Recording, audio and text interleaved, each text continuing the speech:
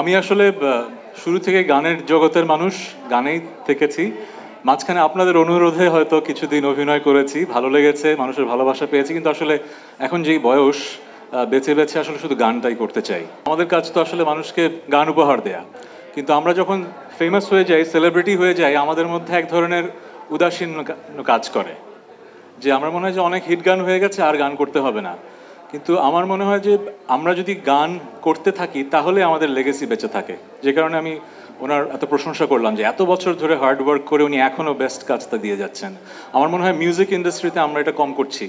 So আত্মসমালোচনার জায়গা থেকেই গান বেশি করব, এবং রিমার্কের সাথে যেই আমার যুক্ত হওয়া, প্রতি মাসে একটা করে আমি গান আপনাদেরকে উপহার দেব। হ্যাঁ, আমার ভাগ্য ভালো যে আমার ট্রিটমেন্ট চলছে, এবং আমি সরি, আমার গলার যে প্রবলেমটা ছিল, ট্রিটমেন্ট চলছে, এখন ভালো অবস্থায় আছি। কিন্তু যেটা হয় যে কনসার্টে 10-12টা গান গাওয়ার পরে আর গাওয়া সম্ভব হয় না। সো এখন পর্যন্ত ঠিক আছি। স্ট্রেস কম নিতে হয়, আগে যেরকম প্র্যাকটিস করতে পারতাম প্র্যাকটিস করতে পারি না, বাট গান আশা করছি পরিপূর্ণভাবে সুস্থ হয়ে যাব এবং ঠিকমতোই গান করতে পারবো। আমি আসলে শুরু থেকে গানের জগতের মানুষ, গানেই থেকেছি।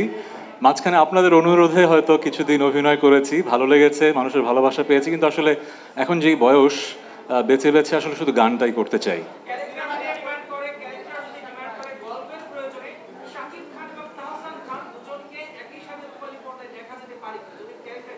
বুঝতেই পারছেন, শাকিব ভাইয়ের আমন্ত্রণে যেহেতু রিমার্কের ফ্যামিলির মেম্বার হয়েছি, যদি সেরকম কোনো আমন্ত্রণ ওনার কাছ থেকে আসে, হ্যাঁ, করতেই পারি। না, সিনেমা নিয়ে পরিকল্পনা নেই। একটু আগে যেটা বললাম যে বয়স হয়ে যাওয়ার সাথে সাথে মানুষের মাঝে এক ধরনের উইজডম আসে। আমার মাঝে যেটা ধারণা, আমাকে এত বছর 25 বছর ধরে কাজ করছি, গানে মানুষ যে ভালোবাসাটা দিয়েছে সেটা আসলে দুষ্প্রাপ্য। আমি সেটাই ধরে রাখতে চাই। এক একটা কাজ এক একটা সময়কে ধরে রাখে। সো নীলপরী নীলাঞ্জনা, মনসুবা জাংশন, মনফুরিংয়ের গল্প, ওই সময়টা কিন্তু একটা সময় ছিল যখন বাংলাদেশের মানুষের মনে রোমান্টিক নাটকের ক্ষুধা ছিল।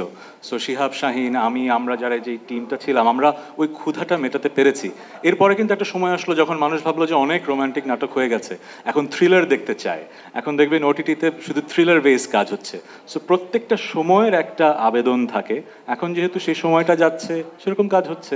আবার একটা সময় থ্রিলারেও মানুষ হয়তো বোর্ড হয়ে যাবে, তখন আবার হয়তো রোমান্টিক নাটকের চাহিদা হবে, তখন আবার হয়তো হবে। সিনেমার মান দিন দিন ভালো হচ্ছে, আমি পজিটিভটাই দেখি। কিন্তু আমরা যারা কাজ করি, আমরা তো খারাপ কাজ কখনো করতে চাই না, আমরা ভালো কাজ করতে চাই। কিন্তু মানুষের টেস্ট প্রোফাইল, রুচি তো ভিন্ন রকম হয়। আপনি 18 কোটি 20 কোটি মানুষের সবাইকে তো এক জিনিস পছন্দ করাতে পারবেন না। যেরকম গত পরশুদিন আমার একটা গান রিলিজ পেয়েছে, গানটার নাম হচ্ছে ভুলে যাব। যে কোম্পানিটা গানটা প্রডিউস করেছে তারা গ্লোবাল স্ট্যান্ডার্ডে করতে চেয়েছে বলে ল্যাটিন আমেরিকার একজন ডিরেক্টরকে, স্বনামধন্য ডিরেক্টরকে হায়ার করেছে। হলিউড হিলসে একটা ম্যানশনে ভিডিও করা হয়েছে, অসাধারণ ভিডিও হয়েছে।